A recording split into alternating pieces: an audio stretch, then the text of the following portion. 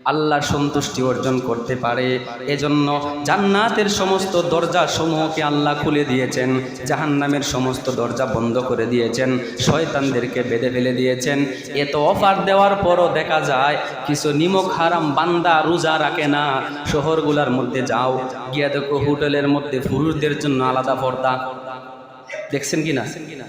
শুধু দেখছেন নারীরা পর্দা করে, রমজানে গিয়া দেখবেন শহরগুলোর মধ্যে পুরুষরাও পর্দা করে। কি কি পর্দা টানায় নেকের কাজ করে, পর্দা টানায় নেকের কাজ করে না। যেই মালিক তারে বানাইছে, রোজা রেখে মালিককে তুমি সন্তুষ্ট অর্জন করতা।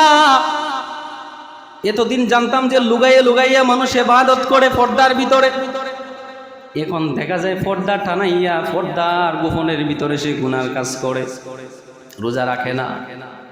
এই যে বলা হয় যদি শয়তানকে আল্লাহ তাআলা বেঁধে রেখে থাকেন, এরপরও কেন মানুষ নাফরমানি করে?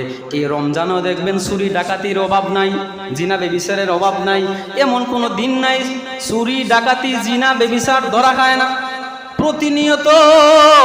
এর কারণটা কি? সমস্যাটা কোথায়? যদিও শয়তান বেঁধে ফেলে দেওয়া হয়, কিন্তু আমাদের অন্তরে নফস আছে, নফস আত্মা, যে আত্মা সব সময় খারাপের দিকে দৌড়ায়।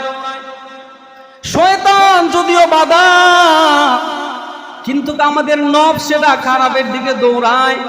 ভালো কাজ ভালো লাগে না, তেলাওয়াত ভালো লাগে না, জিকির আজকার ভালো লাগে না, রোজা ভালো লাগে না, ভালো মানুষ দেখলে ভালো লাগে না। কেন ভালো লাগে না? তার আত্মাটা খারাপ হয়ে গেছে, নষ্ট হয়ে গেছে। 11টা মাস বান্দা গুনার মধ্যে তুমি কাটিয়েছো, এই 11 মাসের প্রভাব এখনো তোমার আত্মার মধ্যে রয়ে গেছে। আমার আল্লাহ তাআলার পক্ষ থেকে পরীক্ষা, এরে বান্দা তুই একটা মাস পাইয়া তোর নফসটাকে তুই কন্ট্রোল করে রাখ, নফসটাকে কন্ট্রোল করে রাখ।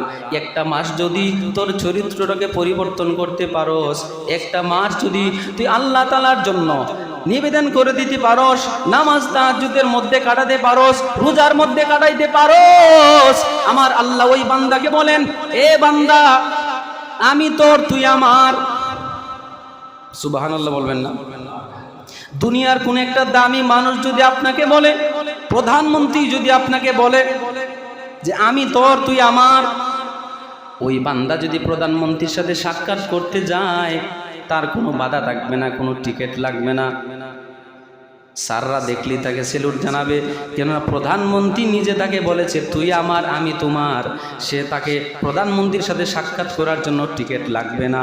ঠিক তেমনিভাবে আমার আল্লাহ যে বান্দাকে বলতেছেন তুই আমার, আমি তোমার, ওই বান্দারও জান্নাতের ভিতরে ঢুকতে কোনো টিকিট লাগবে না।